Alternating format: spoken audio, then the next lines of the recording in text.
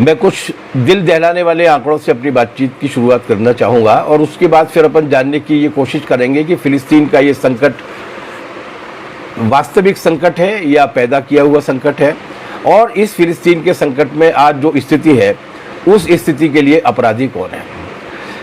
संयुक्त राष्ट्र संघ का मानवाधिकार आयोग जो है, उस मानवाधिकार आयोग की ये रिपोर्ट थी कि 2014 के गर्मियों में गाजा स्ट्रिप, जो एक छोटी सी जगह है जो फ़िलिस्तीन के हिस्से में है, गाजा स्ट्रिप पर इजरायली फ़ौजों ने जो नरसंहार किया था उसमें 2220 लोग मारे गए थे। फ़िलिस्तीन के 2220, जो फ़िलिस्तीन की अपनी आबादी को देखते हुए एक बहुत बड़ी संख्या है। इसमें से 67% लोग नागरिक थे, सैनिक नहीं थे। उन्होंने नागरिक ठिकानों पर, बस्तियों पर, बसाहटों पर, गांवों पर हमला किया था और उसमें मारे गए थे 2220 फ़िलिस्तीनी, जिसमें से 67% नागरिक थे, सिविलियंस थे। और इसी मुठभेड़ में, इसके जवाब में जब वहाँ के नागरिकों ने जब मुकाबला किया या वहाँ के जो सैनिकों ने जो मुकाबला किया, उसमें 71 इजरायली मारे गए थे। 2220 फ़िलिस्तीनी मारे गए और 71 इजरायली मारे गए थे, जिनमें से केवल 9% सिविलियन थे। हम इस बात, इन मौतों के आंकड़ों से हम ये समझ सकते हैं कि कितना एक तरफा तरीके से ये नरसंहार वहाँ पर जारी है, कितना एक तरफा तरीके से वहाँ पर एक मौतों का ये सिलसिला जारी है। अगर हम केवल 2000 से लेके 1 जनवरी 2000 से लेके अभी तक की 20-21 वर्षों को हम लोग गिन लें, अगर अभी तक की 20 सालों को हम लोग अगर गिन लें, इस लड़ाई के पहले की बात कर रहा हूँ मैं, तो इस लड़ाई के पहले के 20 वर्षों में 10,051 फ़िलिस्तीनियों की हत्या हुई है इन हमलों में, 10,051। और इसी दौरान 1,277 इजरायलियों की मौतें हुई हैं, जो इस बात को दोबारा से पोस्ट करती हैं कि किस तरीके से एक तरफा हमला जारी है, एक तरफा तरीके से कत्लेआम जारी है। और अभी जो मई के महीने में ये जो मुठभेड़ शुरू हुई है, मई के महीने में ये जो हमला शुरू हुआ है, जो हमला क्यों शुरू हुआ इसके बारे में अपन लोग बातचीत करेंगे। इस हमले के दौरान अभी तक, कल शाम तक 217 फ़िलिस्तीनियों की मौत हो चुकी है, जिसमें 45 से अधिक बच्चे हैं। बाकी महिलाएं हैं लेकिन बच्चे हैं, क्योंकि ये नागरिक बसाहटों पर किया गया हमला है। ये झगड़ा क्या है, ये विवाद क्या है? वास्तविक रूप में अगर हम इतिहास में जाते हैं, हमें तमाम सारे देशों के, ऐसे देशों के नाम मिलते हैं जो अब अस्तित्व में नहीं है। आज से 1500 साल पहले अस्तित्व में थे, आज से 2000 साल पहले अस्तित्व में थे, लेकिन आज वो अस्तित्व में नहीं है। बहुत सारे देश ऐसे हैं जो आज से 500 साल पहले अस्तित्व में थे। बहुत सारे देश ऐसे हैं जो प्रथम विश्व युद्ध के वक्त अस्तित्व में थे लेकिन आज अस्तित्व में नहीं है, जैसे ओटोमन साम्राज्य, जिसका जिक्र हम लोग अभी करने वाले हैं। बहुत सारे देश ऐसे भी थे जो द्वितीय विश्व युद्ध, जो 1939 और 1936 और 1939 और 1945 के बीच में 6 वर्षों तक हुआ था, उस वक्त अस्तित्व में थे, लेकिन आज वो अस्तित्व में नहीं है। लेकिन इन पिछले गुजरे 4-5 हज़ार वर्षों का, या वो 2,500-3 हज़ार वर्ष जब बाकायदा साम्राज्य के रूप में या देशों के रूप में दुनिया ने रहना शुरू किया था, अगर हम इनके आंकड़े उठाकर देखते हैं, तो हम अगर इनके नक्शे उठाकर देखते हैं, अगर हम इनका इतिहास उठाकर देखते हैं, तो हम ये पाते हैं कि इजराइल नाम का देश दुनिया के नक्शे पर कभी नहीं रहा। इसलिए ये जो बार बार बात की जाती है कि एक देश था जिस देश को हमसे छीन लिया गया, उस छीने हुए देश को हमें दोबारा से हासिल करना है, इस नाम पर पूरी दुनिया भर के यहूदियों को इकट्ठा करके, यहूदीवादियों को इकट्ठा करके, और अमेरिका, ब्रिटेन, फ्रांस, इन तमाम सारे साम्राज्यवादी देशों के से हथियार लेके, मदद देके, आज जिस फ़िलिस्तीन के एक छोटे से टुकड़े को चकनाचूर करने की कोशिश की जा रही है, हमला करने की कोशिश की जा रही है, उसकी असलियत समझनी होगी। कि पहली बात तो ये कि उनका जो बुनियादी नारा है कि एक देश था जो हमसे कई हजार साल पहले छीन लिया गया था, हम उस देश को दोबारा से बसाना चाहते हैं। ये ध्यान रखने की बात है कि ये वो लोग नहीं हैं जो इज़राइल के उस इलाके में रहने वाले हैं या रहते थे या जिनके पुरखे कभी रहते थे। ये वो लोग हैं जिन्हें यहूदीवादी संस्थाओं ने अपने प्रचार के जरिए दुनिया भर के तमाम सारे देशों से इकट्ठा किया है और उन्हें इज़राइल में जाकर बसाया है, फिलिस्तीन की ज़मीन पर। इसलिए ये किसी इतिहास में विद्यमान रहे किसी वास्तविक देश के बेदखल किए गए नागरिकों का दोबारा से देश बसाने वाला मामला नहीं है, बल्कि ये एक उन्मादी आधार पर, एक निरर्थक आधार पर, एक गैर तार्किक तरीके से एक बसे हुए देश को उड़ाकर उस पर उसकी ज़मीन पर अपना कब्जा करने की कोशिश है। इससे ज़्यादा, इससे इस पूरे के पूरे हमले की जो जघन्यता है, इस हमले की जो वास्तविकता है, वो हमारे सामने आ जाती है। इसकी वजह क्या थी? उसकी वजह ये थी कि यहूदी धर्म जो है वो एक उस काल में पैदा हुआ धर्म है जिस काल में राजा, रजवाड़े, सामंतों और साम्राज्यों की परिकल्पना ही नहीं थी। हम बाद में बात करेंगे यहूदियों के बारे में, यहूदी धर्म के संबंध में, लेकिन तकरीबन 4000 साल पहले जब ये यहूदी धर्म पैदा हुआ था, उस 4000 साल पहले यहूदी धर्म में उस वक्त के समाज में राजे रजवाड़े नहीं थे। उस वक्त के समाज में कबीले हुआ करते थे, कबीलों के मुखिया हुआ करते थे, कबीलों के बुजुर्ग हुआ करते थे, उनकी जीवन शैली हुआ करती थी। जीवन शैली को लेकर या दुनिया किस तरीके से बनी है, दुनिया किस तरीके से चलनी चाहिए, इन सारी सवालों को लेकर उनके बीच में चर्चा हुआ करती थी और देश बनाने का कोई प्रचलन नहीं था।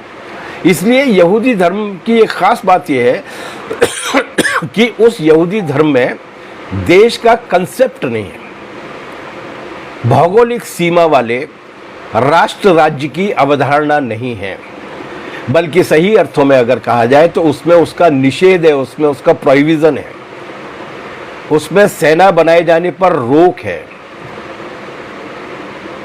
उसमें सैनिक संगठन बना के एक राज्य की सीमा पर कब्जा करके बसने की अवधारणा बिल्कुल नहीं है। वो पूरी दुनिया को देश बनाकर पूरी दुनिया भर में अपना संदेश फैलाने और पूरी दुनिया भर में जाकर रहने की बात करता है। उसमें भौगोलिक अस्तित्व वाले देश की अवधारणा का निषेध रहा है हमेशा, और ये बड़ी बात है।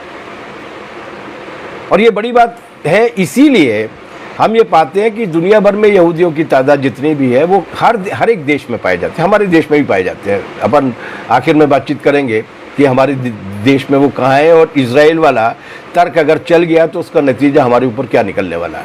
बहरहाल वो बात की बात है। वो दुनिया भर में अलग अलग देशों में रहे, कहीं थोड़े रहे, कहीं बहुत थोड़े रहे, और अलग अलग देशों के हिसाब से ही उन्होंने अपनी संस्कृति को ढालने की कोशिश की, अपने जीवन को ढालने की अपने धर्म को मानते रहे वो, लेकिन अपनी संस्कृति, अपनी जीवन शैली, अपनी भाषा वहाँ पर चुनी उन्होंने।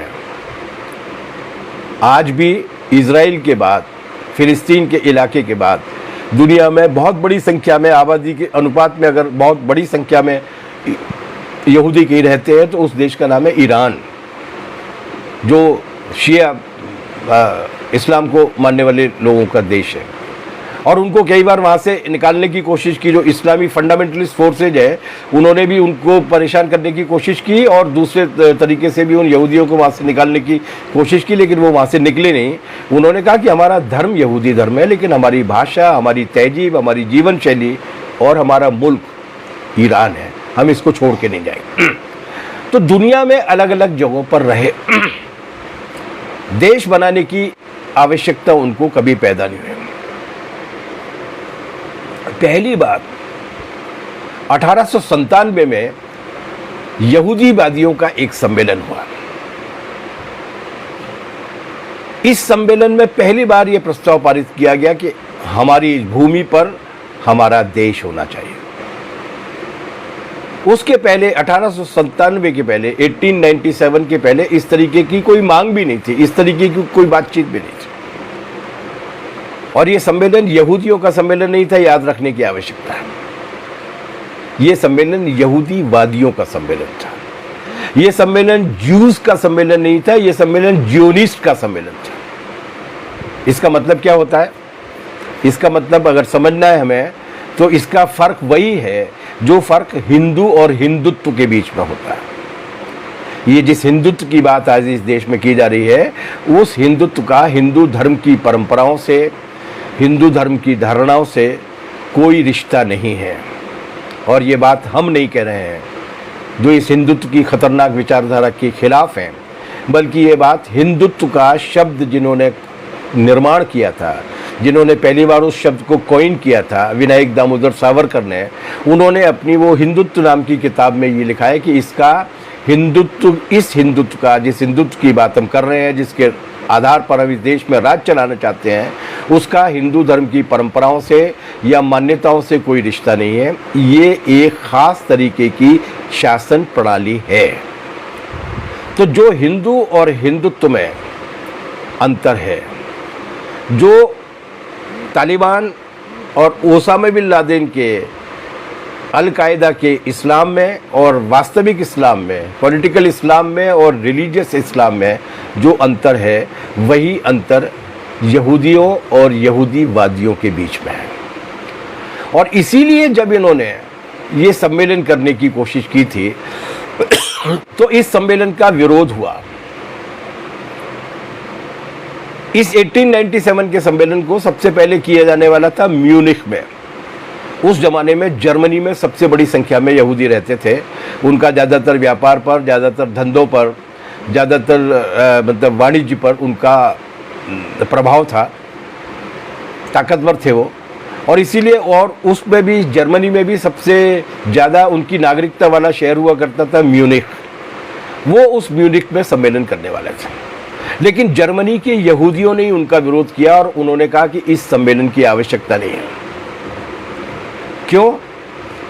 उन्होंने कहा कि ये यहूदी धर्म के खिलाफ है। हमारा देश, हमारी पूरी दुनिया हमारा देश है। जिस देश में हम रहते हैं वही देश हमारा देश है। इसके साथ साथ उन्होंने ये कहा कि अगर हम इस तरीके का नारा उठाएंगे कि यहूदियों का देश अलग होना चाहिए, इसका मतलब हम पूरी दुनिया भर में अलग थलग पड़ जाएंगे, हमारे खिलाफ भी भावनाएं भड़केंगी। और इसीलिए जो यहूदी मजदूर है, जो मजदूरी कर रहा है दुनिया भर के तमाम सारे देशों में, वो मजदूरी नहीं कर पाएगा। और जो यहूदी व्यापारी व्यवसाय कर रहा है, वो अपना काम धंधा और व्यापार नहीं कर पाएगा। क्योंकि अगर हम अलग देश बनाने की बात करेंगे धर्म के नाम पर, जो हमने कभी नहीं बनाया है, तो हमारे खिलाफ भी दुनिया भर के उन देशों में भावनाएं भड़केंगी जहाँ पर हम लोग रहते हैं, उन देशों को अपना देश मानकर।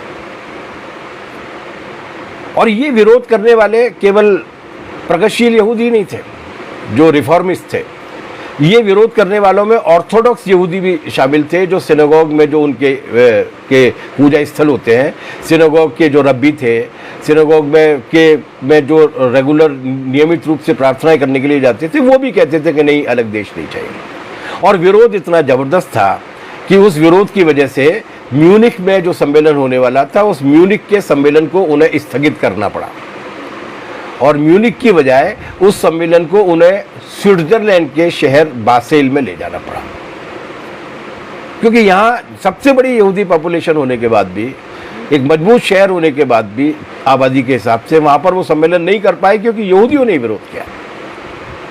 उसके बाद उन्होंने बासेल में जाके अगस्त 1897 में, अगस्त 1897 में जाकर वो सम्मेलन किया। और मज़ेदार बात ये थी कि यहूदी धर्म की जो भाषा है, या अगर कहा जाए तो ये जो तीनों अब्राहमिक या सेमेटिक रिलीजियंस हैं, जिनके बारे में बात करेंगे अपन लोग, यहूदी, इस्लाम और ईसाईयत, इन तीनों धर्मों की जो बुनियादी किताब है वो हिब्रू भाषा में लिखी हुई है। ये उस ज़माने की, उस जगह की भाषा थी जहाँ पर ये तीनों धर्म पैदा हुए। लेकिन ये जो ज़ियोनिस्ट की जो कॉन्फ्रेंस थी, 1897 का जो सम्मेलन था, वो उस पूरे सम्मेलन की सारी कार्रवाई जर्मन भाषा में चली, क्योंकि जर्मनी में सबसे ज़्यादा यहूदी रहते थे और जर्मनी के ही कुछ अति संपन्न यहूदीवादियों ने इसका उन्होंने किया था। और वहाँ के नागरिकों ने उनका विरोध किया था, ये कह के कि इससे हमें मुश्किल होगी, फ़ायदा कुछ नहीं होगा लेकिन हमें नुकसान ज़्यादा होगा, क्योंकि हमारे खिलाफ भी लोगों के अंदर एक आक्रोश पैदा होगा और हम अलग थलग पड़ जाएंगे। यही हुआ भी। 1897 के बाद पहला विश्व युद्ध हुआ। पहले विश्व युद्ध के बाद पूरी दुनिया भर में जिस तरीके की स्थितियां पैदा हुई, उन स्थितियों के बाद जो दूसरा विश्व युद्ध हुआ है, जो हिटलर नाम की ताकत पैदा हुई है, जो मुसोलिनी नाम की ताकत पैदा हुई है, हिटलर की शुरुआती सारी की सारी लामबंदी जर्मनी के यहूदियों के खिलाफ थी। पूंजीवाद संकट में था। प्रथम विश्व युद्ध में जर्मनी को बहुत ज़्यादा चोट लगी थी, उसकी वजह से भी वो आर्थिक घाटे में था, उसे काफ़ी मुआवजा चुकाना पड़ा था फर्स्ट वर्ल्ड वार के अपराधों के लिए। रोजगार का संकट था, काम धंधे ठप पड़े हुए थे। ऐसी स्थिति में हिटलर पैदा हुए जिन्होंने ये कहा कि हमारा रोजगार इसलिए खतरे में पड़ता है क्योंकि ये यहूदी हमारा रोजगार छीन लेते हैं, हमें दुकानदारी करने का या व्यवसाय करने का मौका नहीं मिलता क्योंकि ये यहूदी हमारा काम छीन लेते हैं, ये यहूदी हमारा शोषण कर रहे हैं, ये साहूकार है, ये सूदखोर है। और उन्होंने एक एंटी यहूदी एटमॉस्फेयर बना के एक उन्माद पैदा करने की कोशिश की। इसलिए हिटलर की नाजी पार्टी का जो शुरुआती विकास हुआ है, वो शुरुआती विकास उन्होंने किया है हिटलर के नारे के साथ कि यहूदियों को यहाँ से भगाया जाना चाहिए। और उसके बाद हिटलर के कार्यकाल में यहूदी निशाने पर आए, कम्युनिस्ट निशाने पर आए, साहित्यकार निशाने पर आए, ट्रेड यूनियन वाले निशाने पर आए, वैज्ञानिक निशाने पर आए। और उसमें सबसे ज़्यादा अत्याचार का शिकार अगर कोई बना तो वो यहूदी थे, जिन्हें बाकायदा कंसंट्रेशन कैंप्स में कम्युनिस्टों के साथ बंद करके, विचारकों और साहित्यकारों के साथ बंद करके जिंदा मारा गया, गैस चैम्बर्स में मारा गया। लगभग उसी तरीके से उनके खिलाफ एक अंध उन्माद पैदा करने की कोशिश की जिस तरीके का उन्माद यहाँ पर पैदा किया गया। तो 1897 की 1897 की जियोनिस्ट कांग्रेस को लेकर यहूदियों के मन में जो आशंका थी, वो आशंका सही साबित हुई। और उसकी वजह से सतवीर सिंह जी बिल्कुल सही कह रहे हैं कि उसकी वजह से एक कट्टरता के जवाब में दूसरी कट्टरता पैदा हुई, और उस दूसरी कट्टरता ने इस मानवता के माथे पर बहुत बड़ा कलंक लगाया है, जो द्वितीय विश्व युद्ध के दौरान और हिटलर की जर्मनी के दौरान यहूदियों और वहाँ की लोकतांत्रिक ताकतों के ऊपर हमले के रूप में आया। तो वो आशंका सही थी कि अपना देश बनाने का फायदा नहीं होगा, लेकिन इसके बाद भी वो लगे रहे यहूदीवाद। दूसरे विश्व युद्ध के बाद जो एक माहौल बना था कि यहूदियों पर बहुत अत्याचार हुआ है, उस माहौल की वजह से यहूदियों के प्रति पूरी दुनिया भर में सहानुभूति पैदा हुई थी, खासतौर से हिटलर की पराजय और समाजवादी ताकतों की। अगर सोवियत यूनियन नहीं हुआ होता, अगर जोसेफ स्टालिन के नेतृत्व वाली लाल सेना नहीं हुई होती, तो दुनिया का नक्शा क्या होता, इसकी कल्पना करना भी सिहरन पैदा कर देता है। ये मेहनत कशों के बेटे थे, ये मजदूरों के, किसानों के बेटे थे, जो 3 करोड़ से ज़्यादा लोग मारे गए थे, रूस के रहने वाले। और वो जान देने के बाद उन्होंने पूरी दुनिया को फासिज्म से बचाया था। उसकी सहानुभूति की वजह से यहूदियों के प्रति हमदर्दी हुई, होनी भी चाहिए। लेकिन इस हमदर्दी का फ़ायदा यहूदियों को नहीं हुआ, इस हमदर्दी का फ़ायदा यहूदीवादियों ने उठाया। और उन्होंने 1945 में जब ये युद्ध खत्म हुआ और उसके बाद जब ये अंतर्राष्ट्रीय संगठन बने, उसी दौर में ये ब्रेटन वुड्स ऑर्गेनाइजेशन भी बने हैं, जिसे हम IMF और WTO और विश्व बैंक के रूप में जानते हैं। लेकिन वो उसी ज़माने में एक और संगठन बना था 1945 में, और उस संगठन का नाम था संयुक्त राष्ट्र संघ, UNO, जिसके बारे में ये धारणा थी कि दुनिया में इस तरीके के युद्ध की स्थिति पैदा नहीं हो, इसलिए बेहतर होगा कि हम सारे राष्ट्र एक ऐसा मंच बनाएं जहाँ पर ऐसा कोई मसला आता है तो हम लोग आपस में बातचीत करेंगे, बातचीत के जरिए समाधान निकले, अंतर्राष्ट्रीय बिरादरी का दबाव पैदा हो। इसी में अंग्रेज़ों की पहल पर, ब्रिटेन की पहल पर, तब ब्रिटेन का कब्जा था फिलिस्तीन की इस ज़मीन पर, ये ब्रिटेन के गुलाम थे, उनकी पहल पर यह बात बनी कि हमें इजराइल के बनाने के लिए भी, इजराइल नाम का देश बनाने के लिए भी इसमें से एक जगह दे देनी चाहिए।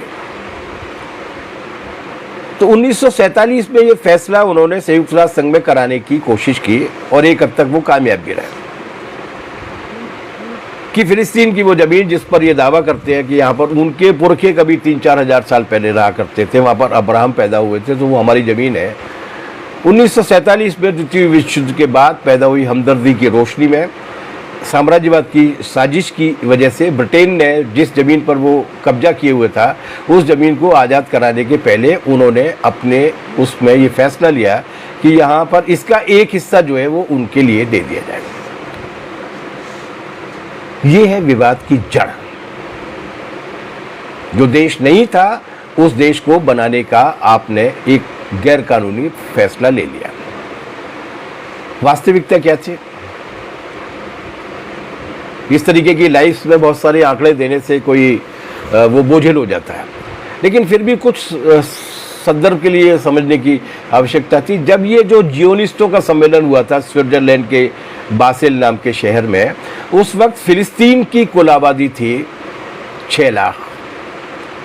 इसमें 95% 95% अरब थे, अरब।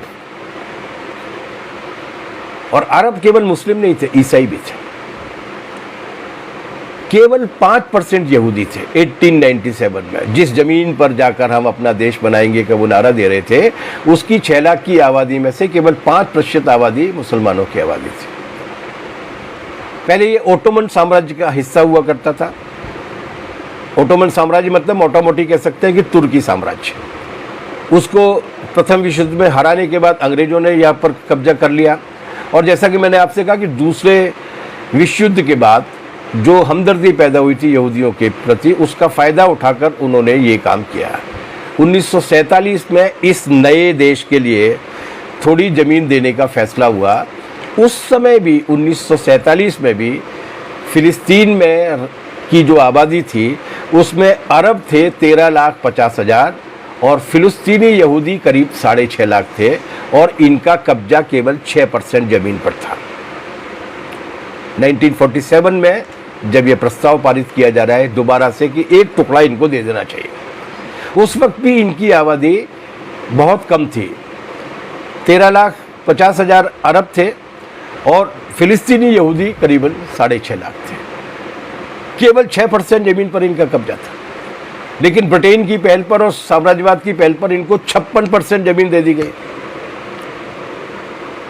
दुनिया ने इसको नहीं माना, फिलिस्तीनियों ने इसको नहीं माना, लेकिन वो 56% ज़मीन पर भी वो राजी नहीं हुए। वहाँ पहुँच तो सकते नहीं थे, 6% तो थे। 1948 में फिर इन्होंने पूरे दुनिया भर से हथियार जुटाए। ये जो जियोनिस्ट थे, यहूदीवादी थे, पूरी दुनिया भर के यहूदीवादियों को इकट्ठा करने का नारा दिया। अमेरिका ने हथियार दिए, ब्रिटेन ने हथियार दिए, फ्रांस ने हथियार दिए। वो खुद पिट कर आए थे। हालांकि अभी द्वितीय विश्व युद्ध में वो खुद एक संकट में से निकल कर आए थे, लेकिन माने नहीं। ऑस्ट्रेलिया ने दिए, और इन लोगों के हथियारों की मदद से उन्होंने अपनी सैनिक शक्ति जुटाई और 1948 में युद्ध छेड़ दिया गया। और 1948 में इन बाहरी सेनाओं की मदद से इन यहूदीवादियों ने फिलिस्तीन की ज़मीन के एक हिस्से पर जाकर कब्जा किया और इस्राइल नाम के देश का जन्म हुआ। 7-7.5 हजार साल के लिखित सभ्यता के इतिहास में 3-4 हजार के देशों और साम्राज्यों के नाम पर अलग अलग तरीके के कमज़ोर और मजबूत राज्यों के हिसाब से का जो इतिहास है, उस इतिहास में इजराइल नाम का देश 1948 में, आज से कुछ 70-72-73 साल पहले अस्तित्व में आया। इस थोपे गए युद्ध में 1948 की लड़ाई में करीब 7.5 लाख फिलिस्तीनी आबादी रिफ्यूजी हुई थी, शरणार्थी बन गई। दूसरे देशों में बिना नागरिकता के रहने के लिए मजबूर हुए। आज भी रह रहे हैं वो लोग अपने ही देश में। फिलिस्तीन में भी जो रह गए माफ कीजिएगा, फिलिस्तीन में भी जो रह गए उन पर भी अपनी ही जमीन पर, अपने ही देश पे, जहां पर पुरखे रह रहे हैं हजारों साल से, उस पर भी उनको नागरिकता के अधिकार के बिना उनको रहने के लिए विवश होना पड़ा, और आज भी वो रह रहे हैं। और 35 से 40 लाख फिलिस्तीनी रिफ्यूजीज, फिलिस्तीनी शरणार्थी अरब देशों में या दुनिया के दूसरे देशों में या अपनी ही जमीन पर रिफ्यूजी का जीवन काटने के लिए मजबूर हो रहे हैं। पूरी दुनिया ने कभी इसका समर्थन नहीं किया। अभी अपन बात करेंगे कि दुनिया में किस किस तरीके के प्रस्ताव पारित हुए, लेकिन पूरी दुनिया ने कभी इसका समर्थन नहीं किया। पूरी दुनिया ने इसको धिक्कारा। यहाँ तक धिक्कारा कि दुनिया के बहुत बड़े वैज्ञानिक थे, आप में से आप सब विद्यार्थी हैं इसलिए जानते हैं, अल्बर्ट आइंस्टीन के बारे में कहा जाता है कि अभी तक मनुष्यता में सबसे शार्प, सबसे जीनियस दिमाग कोई अगर पैदा हुआ है तो अल्बर्ट आइंस्टीन का था। अल्बर्ट आइंस्टीन भी यहूदी थे संयोग से, और उन्हें उस ज़माने में जर्मनी में रहा करते थे, तो जर्मनी से छोड़ के भाग कर अमेरिका में अपनी वैज्ञानिक शोध के लिए जाना पड़ा था। इजराइल के बनने के बाद उन्हें ये पेशकश दी गई कि हम आपको इजराइल का राष्ट्रपति बनाना चाहते हैं, दूसरा राष्ट्रपति। आइंस्टीन ने मना कर दिया। आइंस्टीन ने कहा कि नहीं, मैं राष्ट्रपति बनने के लिए तैयार हूं, क्योंकि बुनियादी तौर से इस तरीके से बनाए गए देश को किसी ने स्वीकार नहीं किया।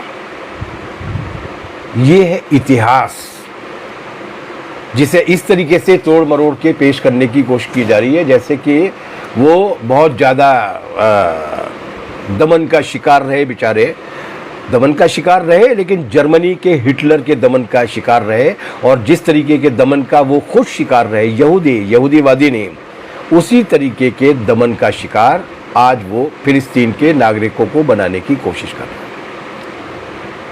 अभी मौजूदा लड़ाई कैसे शुरू हुई?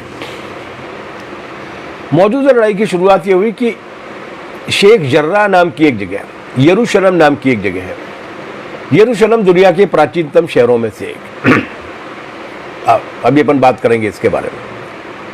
उस यरूशलेम में अलग अलग इलाके हैं। पूर्वी यरूशलेम पर फिलिस्तीनी कब्जा है, और संयुक्त राष्ट्र संघ ने जो सूची जारी की है, नक्शा जारी किया है, उसके हिसाब से वो फिलिस्तीन के अधिकृत वाली टेरिटरी है, फिलिस्तीन के अधिकार वाला क्षेत्र है। इजराइल ने इस शेख जर्रा में रहने वाले फिलिस्तीनी परिवारों को उनके घरों से बेदखल करने का कोशिश की। हालांकि बाद में इजराइल के ही सुप्रीम कोर्ट ने कहा कि ये गलत काम था, लेकिन वो किसी की नहीं मानते तो अपने सुप्रीम कोर्ट की भी क्यों मानेंगे? हमारे वाले जो भक्त आजकल उनके लिए चरण वंदना करते हुए घूमते रहते हैं ना, उनको इसलिए लगता है कि उन्हें लगता है कि वो हमारी ही बिरादरी का है, भेड़ियों की बिरादरी का ही है। ये भी सुप्रीम कोर्ट, हाई कोर्ट की नहीं मानते हैं, उन्होंने भी अपने सुप्रीम कोर्ट की नहीं मानी, इजराइल की यहूदीवादी सरकार ने, नेतन्याहू की सरकार ने। जब ये जबरिया बेदखल किया गया, संयुक्त राष्ट्र संघ ने मना किया, दुनिया की तमाम सारे देशों ने कहा, जब उनको वहाँ से हटाने की कोशिश की गई तो उन नागरिकों ने अपनी जगह खाली करने से मना कर दिया। उन्हें विरोध करने का हक है, उनकी ज़मीन है, उस स्वीकृत समझौते में भी उनकी ज़मीन है। लेकिन इस पर फिर कब्जा करने के लिए इजरायली फौजें जहाँ पर पहुँच गई तो उसका फिर फिलिस्तीनियों ने मुखर तरीके से विरोध किया, और यहूदीवादियों और इजराइल की बॉर्डर पुलिस का, बॉर्डर फोर्स की जो हिंसा थी, उस हिंसा को उन्होंने प्रतिवाद किया। इसका जवाब क्या दिया उन्होंने? इसका जवाब दिया उन्होंने कि जो पहले कभी नहीं हुआ था, वहाँ की जो सबसे मशहूर मस्जिद है अल अक्सा मस्जिद, उस अल अक्सा मस्जिद में पहुंचकर इजरायली फ़ौजों ने वहाँ पर भी उन्माद पैदा करने की और तोड़फोड़ करने की कोशिश की। इसके बाद जब उनका जुल्म सितम जारी रहा तो फिलिस्तीन की सरकार ने, फिलिस्तीन के प्रशासन ने अपने इलाके को बचाए रखने के लिए और अपने इलाके की रक्षा के लिए संयुक्त राष्ट्र संघ के नियमावली के हिसाब से, जेनेवा एग्रीमेंट्स के हिसाब से, वियना की संधियों के हिसाब से उन्हें जो अधिकार प्राप्त है उसके अधिकार की उन्होंने रक्षा की, और इजरायली फ़ौजों को वापस करने के लिए हमले का जवाब हमले से दिया। ये अधिकार है उनको। फिलिस्तीन पर संयुक्त राष्ट्र महासभा ने प्रस्ताव नंबर 1514 पारित किया 1960 में। इसमें यह कहा गया है कि फिलिस्तीनी जनता की मुक्ति की जो प्रक्रिया है वो अटल है, उन्हें मुक्त होना चाहिए, और इन गंभीर संकटों से बचने के लिए उपनिवेशवाद, कॉलोनी बनाने की जो कोशिश है और उससे जुड़े अलगाव और भेदभाव के सारे तौर तरीकों को ख़त्म किया जाना चाहिए। लेकिन उनने किसी की नहीं मानी। क्यों नहीं मानी? ये सब हो क्यों रहा है? छोटी सी जगह है, कोई बहुत बड़ा इलाका भी नहीं है, ये सब हो क्यों? हम लोग विद्यार्थी हैं, आप लोग तो ऑफिशियली विद्यार्थी हैं, वैसे भी मनुष्य हमेशा विद्यार्थी रहता है। विद्यार्थी होने के नाते हम ये जानते हैं कि जितने भी विचारक हुए उन सारे विचारकों ने, चाहे वो गौतम बुद्ध हुए हो, चाहे वो कन्फ्यूशियस हो, चाहे वो लाओ त्से हुए हो, चाहे वो मार्क्स हुए हों, सारे विचारकों ने ये कहा है कि विज्ञान, सामाजिक विज्ञान और राजनीतिक विज्ञान का पहला नियम ये है कि कोई भी घटना बिना किसी कारण के नहीं होती। हर घटना के पीछे कई कारण होते हैं, उनमें से एक आध कारण तात्कालिक रूप से प्रमुख कारण होता है, लेकिन बिना कारण के नहीं होती। इजराइल और फिलिस्तीन के इस संकट के पीछे भी एक महत्वपूर्ण कारण है। 1857 की जो पहली यहूदीवादी कॉन्फ्रेंस हुई थी और संयुक्त 1947 में जो संयुक्त राष्ट्र में एक नया देश बनाने के लिए थोड़ी सी जमीन देने की बातचीत हुई थी, और उसके बाद जो फिलिस्तीन पर हमले जारी हुए हैं, जो संयुक्त राष्ट्र संघ की सैकड़ों निंदाओं, सैकड़ों आलोचनाओं, सैकड़ों प्रस्तावों के बावजूद उनकी गुंडागर्दी लगातार जारी है। हिंदुस्तान सहित दुनिया भर के तमाम देशों से यहूदियों को बटोर कर, फिलिस्तीन की जगह को घेर कर, वहाँ पर नई कॉलोनियाँ बनाकर लोगों को बसाने का जो सिलसिला जारी है, इसके पीछे कौन है? मैड्रिड में पहला समझौता वार्ता हुई थी, ओस्लो में उसके बाद समझौता वार्ता हुई, कैंप डेविड में उसके बाद समझौता वार्ता हुई। हर बार जो भी समझौता वार्ता हुई जिसपे PLO ने, फिलिस्तीनी लिबरेशन ऑर्गेनाइजेशन ने, जिसके नेता एक ज़माने में यासर अराफात हुआ करते थे, उसने और इजराइल की तत्कालीन सरकारों ने दुनिया के तमाम सारे लोगों के साथ मिलकर जो समझौता किया लिखित में, उस समझौते को बार बार तोड़ने के पीछे इजराइल की ये जो दीदा दिलेरी है, इजराइल की जो ये हिम्मत पैदा हुई है, इस हिम्मत के पीछे क्या है? इस हिम्मत के पीछे है साम्राज्यवाद की लूट की लिप्सा और दुनिया पर कब्जा करने की हवस।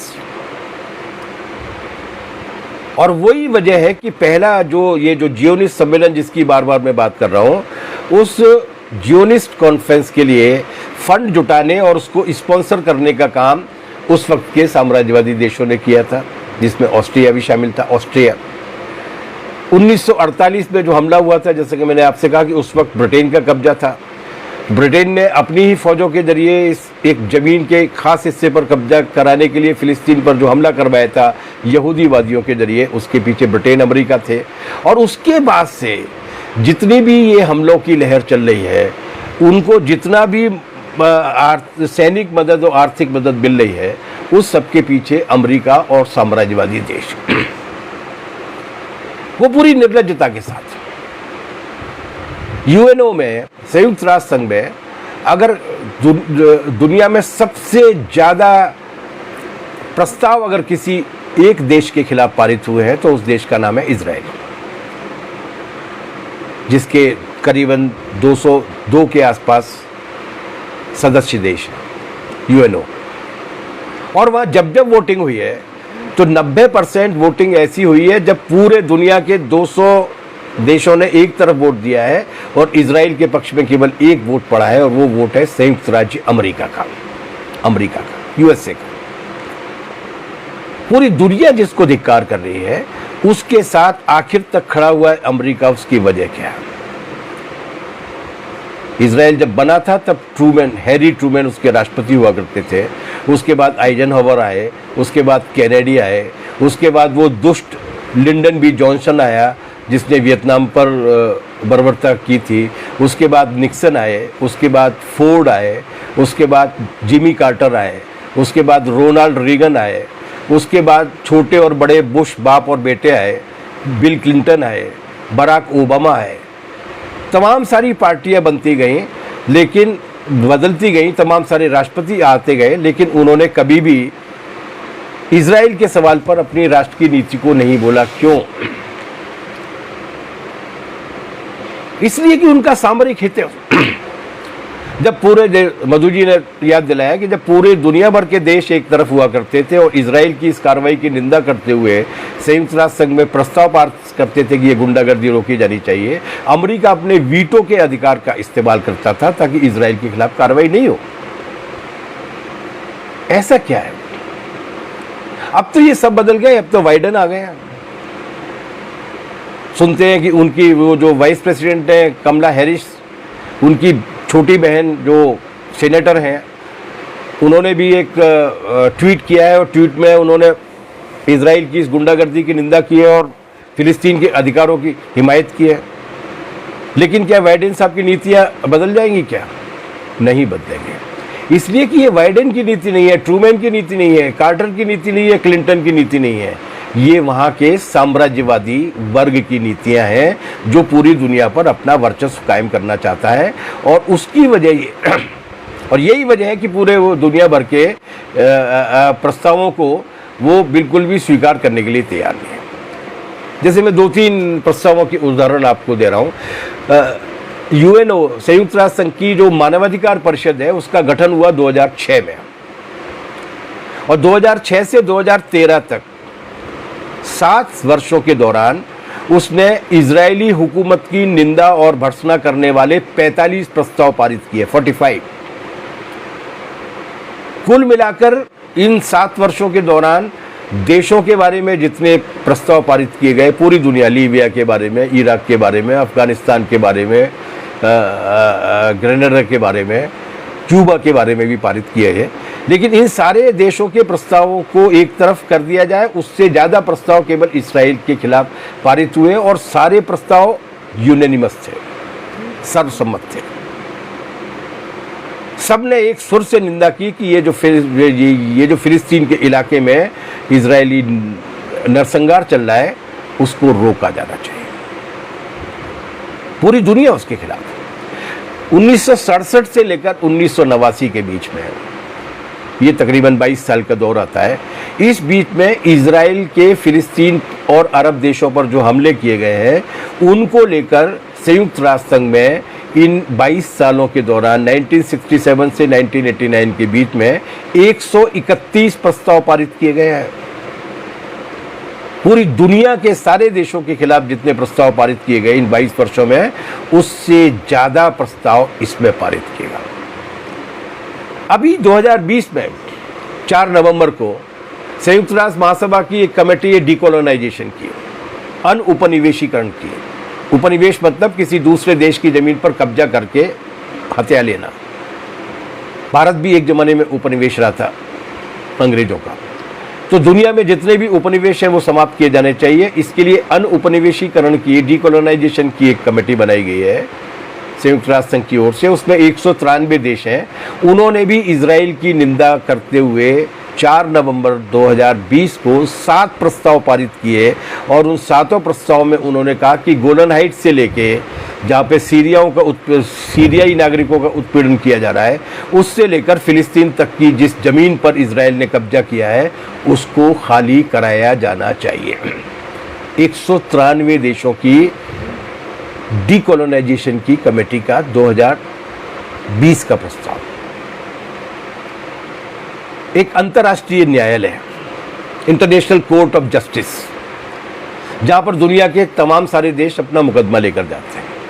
अंतर्राष्ट्रीय न्यायालय ने 2004 में, और अंतर्राष्ट्रीय न्यायालय में अलग अलग देशों के न्यायाधीश होते हैं और वो आमतौर से सर्वसम्मत फैसला देते हैं। 2004 में अंतर्राष्ट्रीय न्यायालय ने यह फैसला दिया कि इजराइल द्वारा बनाई जा रही नस्ल भेदी दीवार, कि फिलिस्तीन के एक ही शहर में जो फिलिस्तीन के कब्जे का है, उसके एक इलाके में केवल इजरायली यहूदी रहेंगे, वो और बाकी के फिलिस्तीनी उसमें दाखिल नहीं हो पाएंगे।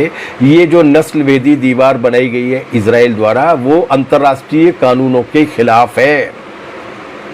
अंतर्राष्ट्रीय इंटरनेशनल कोर्ट ऑफ जस्टिस कहता है 2004 में इजराइल को तुरंत यहाँ से अपना निर्माण हटाना चाहिए और ये ज़मीन उसके मालिकों को वापस कर देनी चाहिए। इस फैसले के बाद फिर संयुक्त राष्ट्र संघ की महासभा में, जनरल असेंबली में भी ये प्रस्ताव आया और जनरल असेंबली ने भी सर्वसम्मति से भी अंतर्राष्ट्रीय न्यायालय के, इंटरनेशनल कोर्ट ऑफ जस्टिस के इस फैसले को पारित किया और कहा कि सभी देशों को इंटरनेशनल कोर्ट ऑफ जस्टिस के इस फैसले के साथ होना चाहिए, इस अवैध कब्जे के खिलाफ होना चाहिए और इजराइल को इस कब्जे को बनाए रखने के लिए किसी भी तरीके की मदद नहीं दी जानी चाहिए।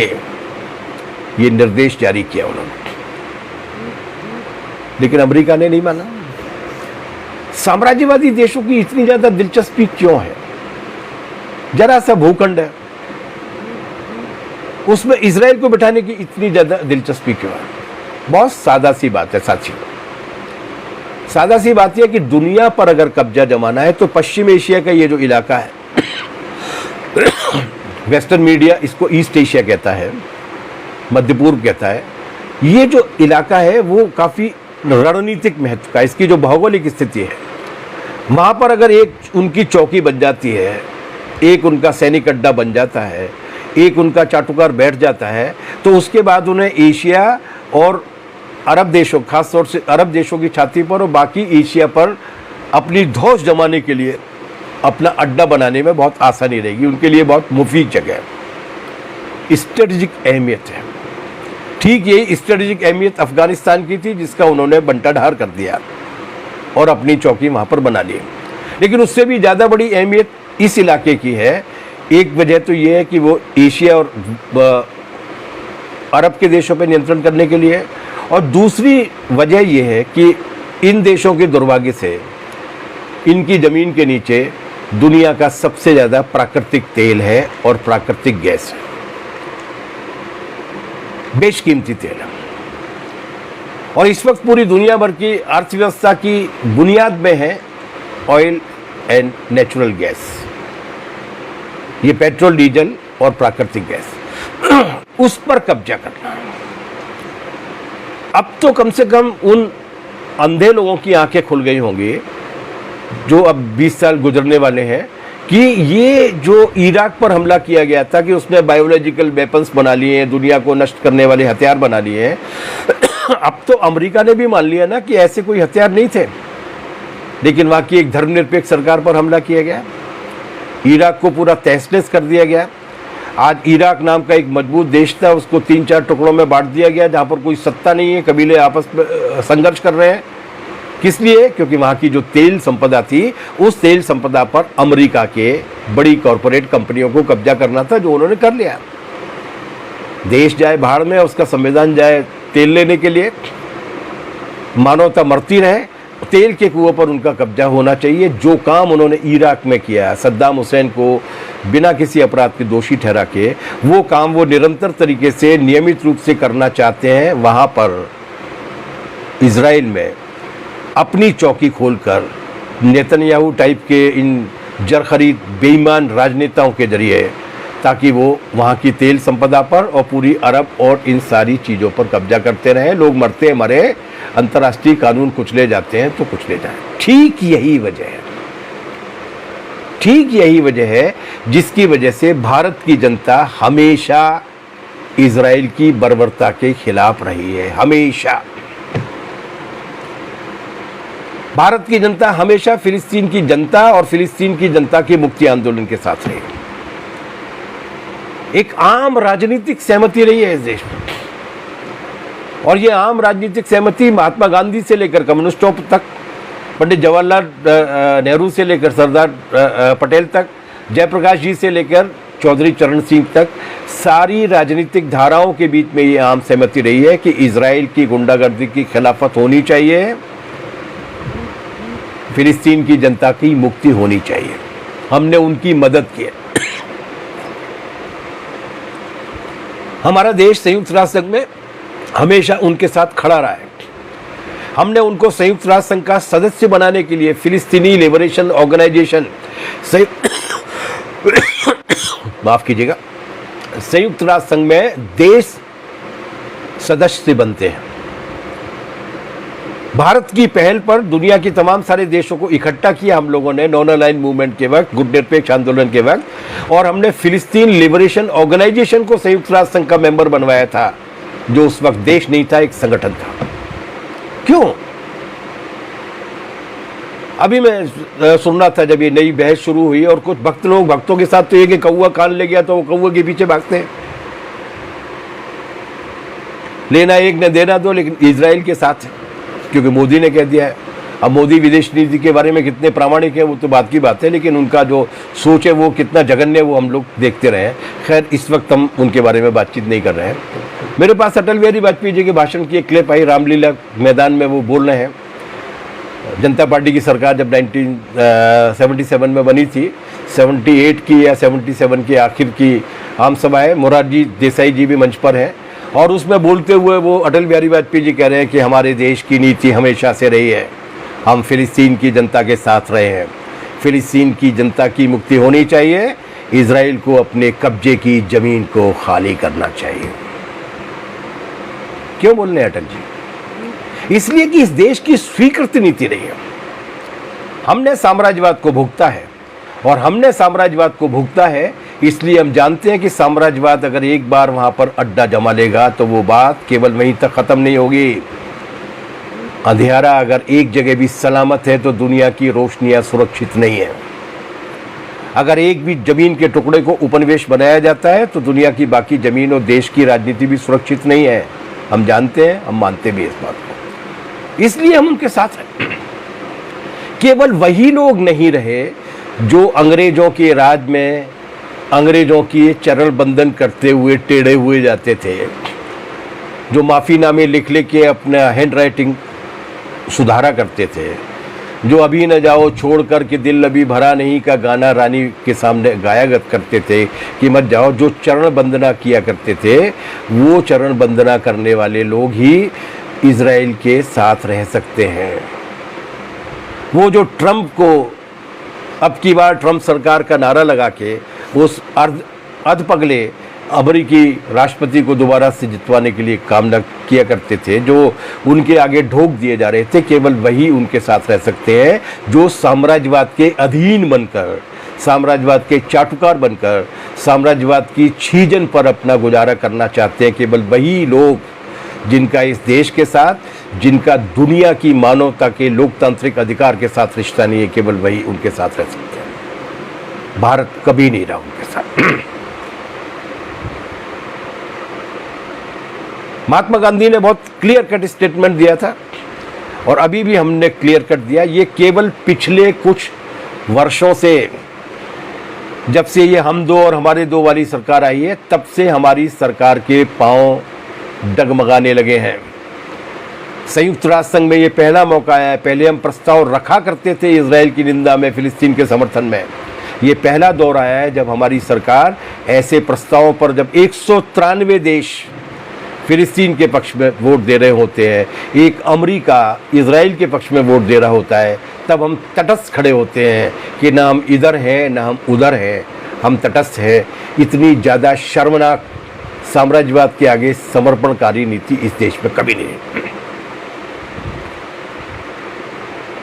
और यही कर रहे हैं इस और यही चाटुकारिता थी जो कहा गया कि ये, जैसा एक टिप्पणी मान्यता जी ने दी है कि अभी भी कोरोना काल में भी यही हुआ ना। साम्राज्यवाद के प्रति अधीनस्थ और गुलामी भाव कितना है। हमारे लोगों को लगाने के लिए टीके नहीं है, लेकिन ट्रंप ने फ़ोन किया, हमने सारी के सारी दवा भेज दी। नए राष्ट्रपति ने फ़ोन किया, हमने सारे के सारे टीके भेज दिए। हमारी जनता मरे, लेकिन हमारे आका की जनता खुश होनी चाहिए। ये सोच रखने वाले लोग जब से सरकार में आए हैं, तब से इजराइल के खिलाफ बोलना संयुक्त राष्ट्र संघ में कम हो गया।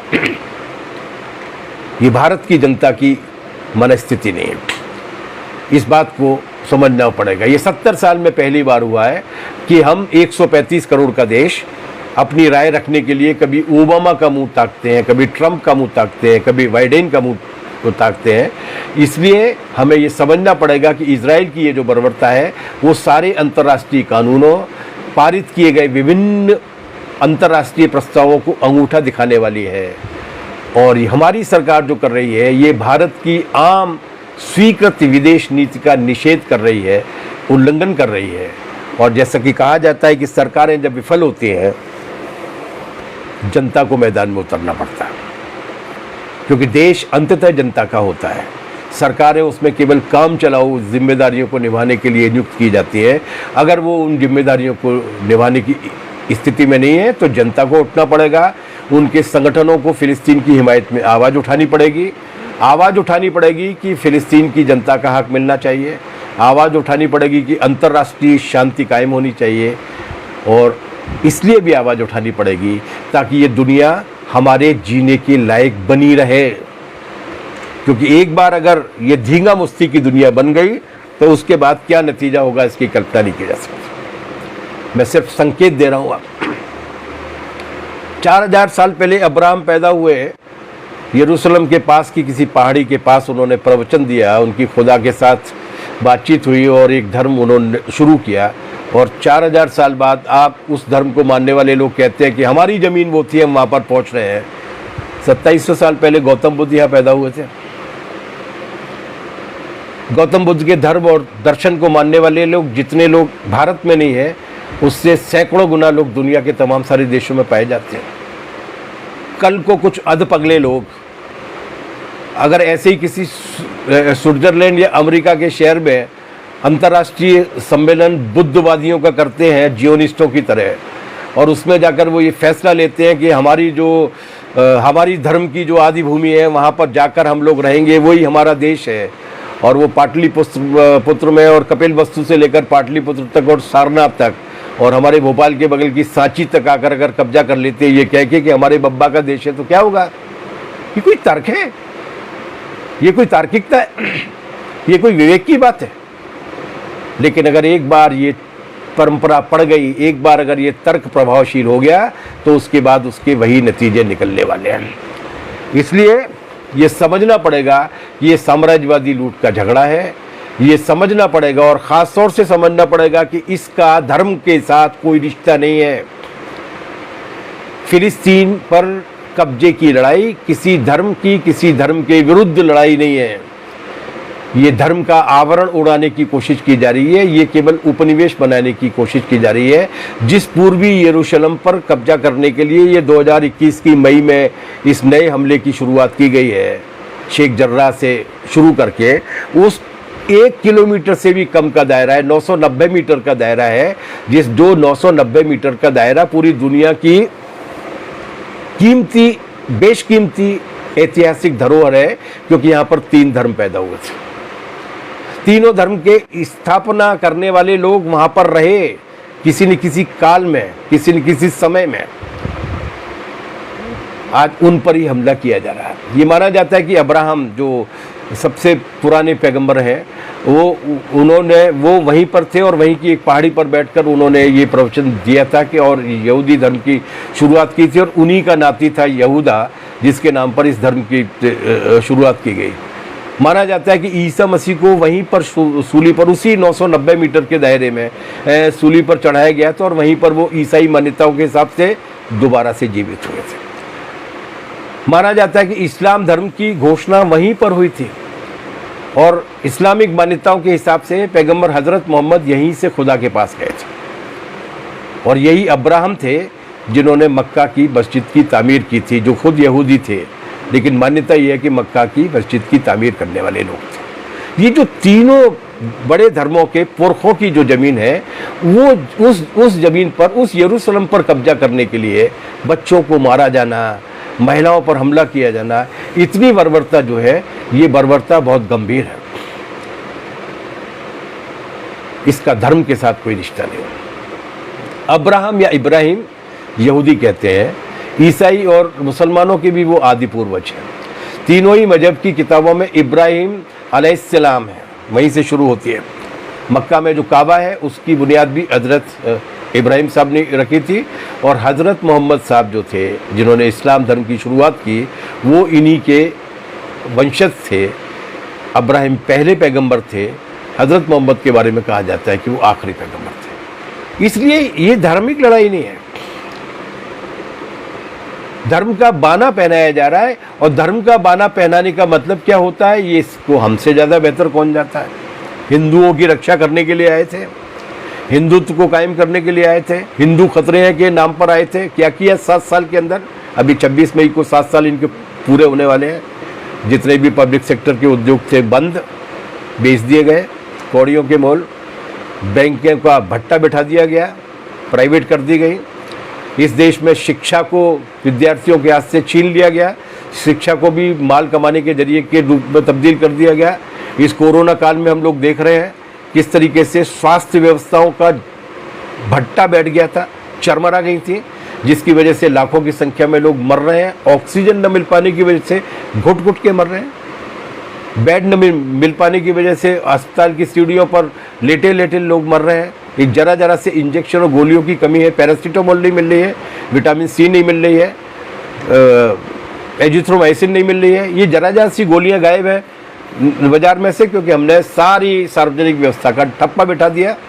लोगों से कहते रहे कि हिंदू खतरे में है और खजाना भरते रहे अंबानी और अडानी का, देश की बुनियाद को खोखला करते रहे। तो ये धर्म का बाना पहनकर जो भी आते हैं, जो मर रहे हैं कोरोना से, वो हिंदू नहीं है। जिन 14 करोड़ से ज़्यादा लोगों का रोजगार छिन गया था कोरोना के पहले हमले में, वो हिंदू नहीं थे। ये जो गंगा में बहती हुई लाशें चली जा रही हैं, मोदी जी के बनारस में आके ठहरती हैं, प्रणाम करती हैं और उसके बाद आगे बढ़ लेती हैं, वो हिंदुओं की नहीं है। ये जितने भी लोग धर्म की पैरवी करने की बात करते हैं, उन्हें इस बात को ध्यान में रखना चाहिए कि ये ठगी का सबसे आसान जरिया है। 9/11 को ओसामा बिन लादेन ने जब न्यूयॉर्क के ट्विन टावर्स पर हमला किया था, उस ट्विन टावर को ध्वस्त करने के बाद भी वर्षों तक ओसामा बिन लादेन की जो बिन लादेन कंपनी थी, उसकी और अमेरिका के उपराष्ट्रपति डिक चेनी की कंपनियों की साझेदारी चलती रही थी। ओसामा बिन लादेन से झगड़ा चलेगा, लेकिन उनकी साझेदारी चलती रहेगी। तो ये जितने भी लोग जो धर्म के नाम पर या कट्टरता के नाम पर आते हैं, ये धर्म और कट्टरता के नाम पर आने वाले लोग दरअसल लोगों को झांसा देने के लिए इस्तेमाल करते हैं उन भावनाओं का। उनका धर्म के साथ कोई रिश्ता नहीं होता। मेरा समय पूरा हो चुका है और बल्कि समय ज़्यादा ही हो गया है, इसलिए मैं ज़्यादा कुछ कहना नहीं चाहूँगा। बहुत सारे विषय जो यहाँ पर रह गई है। एक बात बार बार आ रही है, हमास कौन है? हमास कौन है? हमास फिलिस्तीनी जनता का के बीच में काम करने वाला एक संगठन है, जिसे वहाँ की जनता ने बहुमत के साथ नुमाइंदगी दी अपनी। वो थोड़ा ज़्यादा तीखे तरीके से प्रतिक्रिया और रिएक्ट करने वाला संगठन है, ज़्यादा उग्र तरीके से अपनी फिलिस्तीनी जनता के अधिकारों की रक्षा करने वाला संगठन है। तो क्या उनका अधिकार नहीं है अपने देश की रक्षा करने का? हमास कैसे काम करेगा, कैसे काम नहीं करेगा, ये कौन तय करेगा? फिलिस्तीन की जनता तय करेगी। कोई किसी भी देश की सरकार और उस सरकार को चलाने वाला संगठन किस तरीके से काम करेगा, ये फैसला करना उस देश की जनता का अधिकार है। और आज अगर हमास वहाँ पर ताकतवर संगठन के रूप में उभर कर आया है, तो इसके लिए जिम्मेदार कौन है? यासर अराफात जैसे लोकप्रिय नेता, अंतर्राष्ट्रीय पैमाने पर लोकप्रिय नेता जाते हैं, ओस्लो का समझौता करते हैं। फिलिस्तीन की जनता के बहुत बड़े हिस्से में दुख होता है कि इस समझौते को नहीं करना चाहिए था, लेकिन वो जनता मान लेती है। लेकिन ओस्लो के समझौते को तोड़कर जमीन पर कब्जा करने के लिए दोबारा से हमले कौन करता है? इजराइल। उसके बाद कैंप डेविड का समझौता होता है। कैंप डेविड के समझौते के प्रति भी फिलिस्तीनी जनता का बहुमत हिस्सा जो कहता है कि ये अच्छा नहीं है, लेकिन पीएलओ, फिलिस्तीनी लिबरेशन ऑर्गेनाइजेशन और यासर अराफात कहते हैं कि मौजूदा अंतर्राष्ट्रीय परिस्थितियों में यही एक रास्ता है, अभी हमको मान लेना चाहिए। कैंप डेविड के समझौते को कौन तोड़ता है? आपने फिलिस्तीनी जनता की जो गंभीर नेतृत्व के लोग थे, जो शांतिपूर्ण तरीके से समाधान निकालने के पक्षधर थे, उन सारे लोगों को बेइज्जत और अपमानित किया। 12 से ज़्यादा अंतर्राष्ट्रीय समझौते, 50 से ज़्यादा फिलिस्तीन और इजराइल के बीच के आपसी समझौते कागज़ पर लिखने के बाद, दुनिया की तमाम सारी ताकतों के सील सिक्के लगने के बाद भी आपने कबूल नहीं किए और आप लगातार अपनी गुंडागर्दी को जारी रखते गए। तो हमास जैसे संगठन पैदा होते हैं और वो कहते हैं कि अब हमें अपने देश की रक्षा करने के लिए मुकाबला करना होगा। इसलिए ये चर्चा करना कि हमास क्या कर रहा है, उससे ज़्यादा महत्वपूर्ण, मैंने आपके बीच में आंकड़े रखे हैं। अभी दोबारा से मैं दोहरा देता हूँ आखिर में। हालांकि विनोद गिल जो हमारे एसएफआई के हरियाणा के नेता हैं, उन्होंने कहा है कि समय की कोई बंदिश नहीं है, लेकिन यार सुनने की भी एक सीमा होती है, लोगों पर रहम करना चाहिए। लेकिन मैं बता रहा हूँ, अगर हमले अगर फिलिस्तीन के हैं और हमास करवा रहा है, तो अभी जो 217 मौतें हुई हैं उनमें इजरायली कितने हैं? 40 तो बच्चे हैं फिलिस्तीन के। 217 लोग मारे गए अकेले गाजा पट्टी में। संयुक्त राष्ट्र संघ के संगठन ने जो रिपोर्ट दी थी कि 2014 के नरसंहार में, ये मैं शुरू में बोल चुका था, बाद में दोहरा रहा हूं आपके लिए, 2014 के नरसंहार में अकेले गाजा पट्टी में 2220 फिलिस्तीनियों की हत्या की गई थी इजराइल के द्वारा, जिसमें 67% सिविलियंस थे, नागरिक थे, औरतें थी, बच्चे थे, बुजुर्ग थे, सैनिक नहीं थे। और केवल 71 इजरायली मरे थे सैनिक, केवल 9% सिविलियन थे, 71 इजरायली मरे थे, 2220 फिलिस्तीनी मरे थे। हमला कौन कर रहा है? नरसंहार कौन कर रहा है? 2000 से लेकर 2021 तक के इन 20 सालों में 10,051 फिलिस्तीनी मारे गए इस बर्बरता में, इजरायली हमलों में। केवल 1277 इजरायलियों की मौत हुई है, सैनिकों की। हमला कौन कर रहा है? हमलावर कौन है? इसलिए मैंने आपसे जो शुरू में कहा था उस बात को ध्यान में रखिए। अंतर्राष्ट्रीय मीडिया क्या छवि बनाता है, वो किस तरीके से योजनाबद्ध तरीके से एक खास तरीके की खबरें प्लान करता है। राइटर्स और एएफपी, सीएनएन और फॉक्स, ये जो पूरी दुनिया भर के अंतर्राष्ट्रीय मीडिया पर कब्जा किए हुए हैं और जिनकी खुर्शन हमारे मीडिया हाउसेज लेकर इस्तेमाल करते हैं कि ये हुआ गाजा पट्टी में, ये गोलन हाइट्स पे हुआ, इनके चक्कर में मत पड़िए। ये कितने बेईमान और धूर्त हैं कि इनके हिसाब से जहाँ के पर जिसने पूरी दुनिया के 67 से ज़्यादा देशों में कोरोना से पीड़ित मानवता की सेवा करने के लिए अपने डॉक्टर्स भेजे, वो क्यूबा इस अमेरिका और CNN, INN, वो CNN और फॉक्स और यूएफपी और राइटर्स की एजेंसियों के हिसाब से रोग स्टेट है, दुष्ट राज्य। क्या है? कैसी खबरें छापते हैं? वो हमास के बारे में भी छापेंगे, वो कम्युनिस्ट के बारे में भी छापते हैं। कैसी खबरें छापेंगे? एक जगह मैंने पढ़ी थी, बड़ा प्रामाणिक अखबार था, बड़ा लोकप्रिय अखबार है हमारे देश का, लोग उसकी को पढ़ते हैं कि ये ठीक ठाक हम लोगों को खबर देता है। उसने ये छापा था कि मतलब किस तरीके की खबरें छापते हैं, मैं बता रहा हूँ आपको। उसकी ये खबर थी कि फिदेल कास्ट्रो, जो दुनिया के समाजवादी क्रांतिकारी आंदोलन के बहुत बड़े नेताओं में से थे, जिन्होंने क्यूबा में समाजवाद की स्थापना की, जिन्होंने अंतर्राष्ट्रीय राजनीति को प्रभावित किया, जिन्होंने लैटिन अमेरिका के देशों को इतना ज़्यादा प्रभावित किया कि बाद में वहाँ 13 में से 12 देशों में बाकायदा जनता ने अपना वैकल्पिक नेतृत्व चुना। उनके बारे में क्या खबर छपी थी? उनके बारे में खबर छपी थी कि फिदेल कास्ट्रो की 3,285 बीबियाँ हैं। 3,285। एक मनुष्य का जीवन कितना होता है जरा कैलकुलेट कीजिएगा। और 3,285 बीवियों से उपजी हुई उनकी संतानें कितनी होंगी? ये बाकायदा राइटर्स की न्यूज़ में जारी हो रहा है कि ऐसी जानकारी मिली और वो फिदेल कास्ट्रो का बेटा था, वो फलाने का बेटा था। ये इतना गंदा और झूठा प्रचार करते हैं। यही प्रचार करने वाले लोग फिलिस्तीन के बच्चों को, फिलिस्तीन के नागरिकों को अपराधी के रूप में पेश कर रहे हैं ताकि इजराइल जैसे दुष्ट, नरसंहारी और आतंकी देश की हिफाजत की जा सके। हमारा एसएफआई का कर्तव्य है।